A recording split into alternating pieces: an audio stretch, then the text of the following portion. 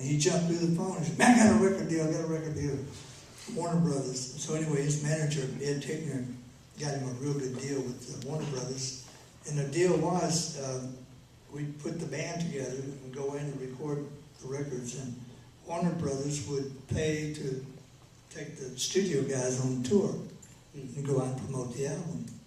Well, we did a couple albums, and unfortunately, Graham passed away before anything really happened. We didn't do any touring or anything. But I met Emmy Lou. Emmy Lou was a friend of Graham's, and she was singing on the records. So anyway, after Graham passed away, well, I get a call from Ed Tickner and said, well, I got a record deal for Emmy Lou Harris, and we're going in the studio and cut the album. Made the same deal he did with Graham. So the studio players would go on tour, which we did. Embry Gordy and Lynn Harden and myself, and all the guys. And anyway, we went on tour, and she made it. She did it, And of course, she's a great singer and a great performer.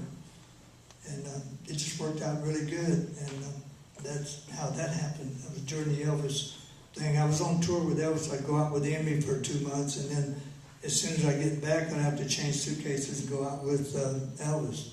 So it got to be too much back to back. I remember reading that she had to organize her touring schedule, so it was always in between, right during your breaks. And, right. We didn't have much breathing time. I love the intro you do on. I love the tune "New Las Vegas." I love that intro you do in the beginning there. You can share us that.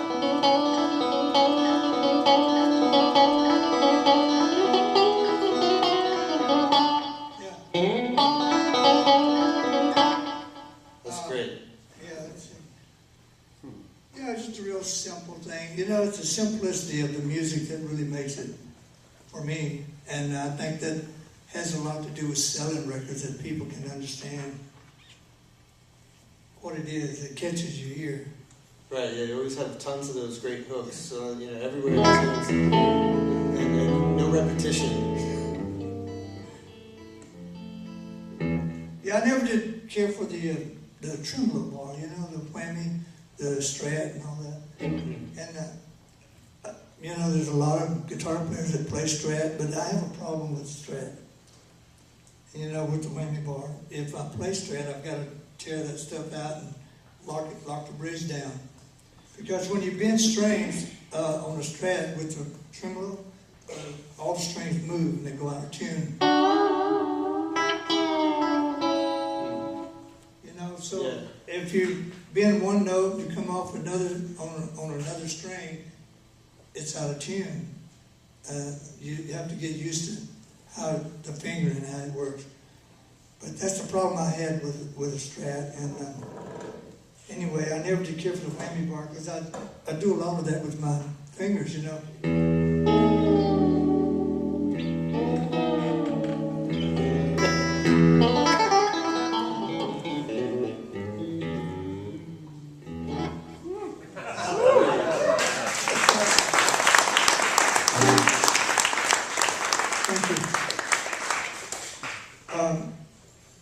There's several things in playing an instrument that's really important. Number one is tone.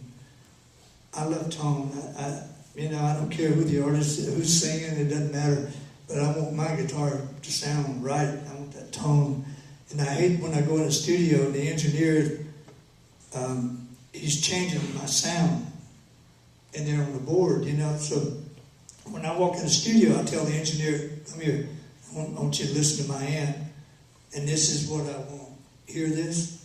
And when I go back in, when I hear a playback, that's what I want to hear. I want to hear that tone. I don't want to hear I don't want him to put me through a limit my, choke me up so I sound like, can't breathe. That's one thing. But Nashville, they use a lot of compression, And I said, man, the note, I can't get the note out. How do you get it? It's all your attack.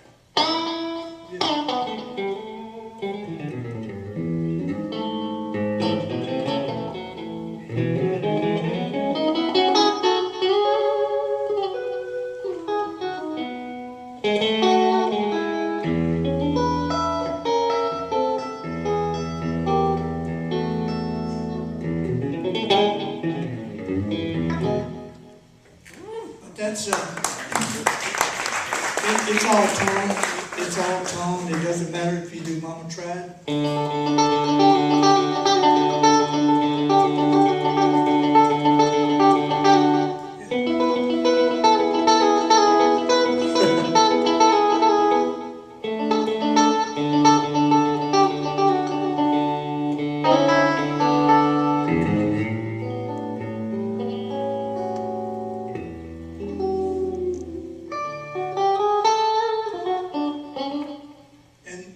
Your touch is very important because that's how you really create your tone.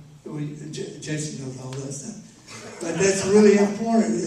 Your touch is really important.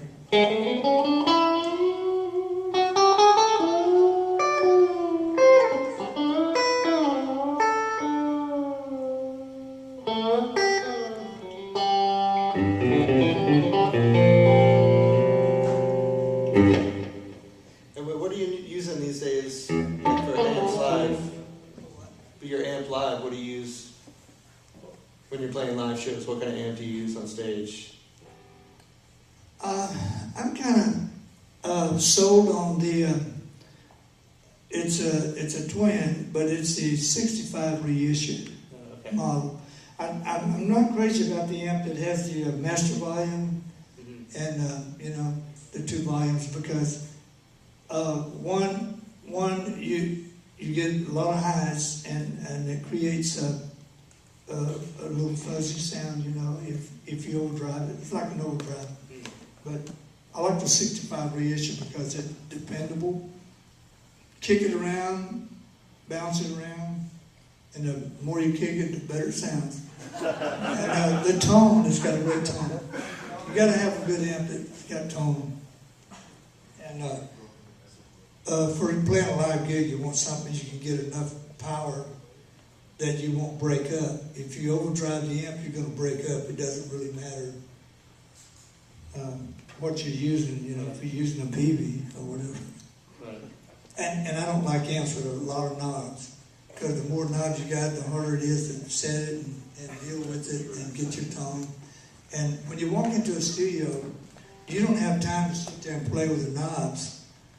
That's not what it's about. What it's about is going in and doing your gig, doing your job, and giving them the best sound and what they're looking for. But if you got like amps with a lot of knobs, they got all this EQ stuff and all that, is not the answer, because you don't want to have to sit there and EQ your sound on your amp. You just need a good amp that's got a good tone. You need if you had a mid-range, I like the mid-range. I like to drive my mid-range up because it fattens it out. It's get a big splash, like that.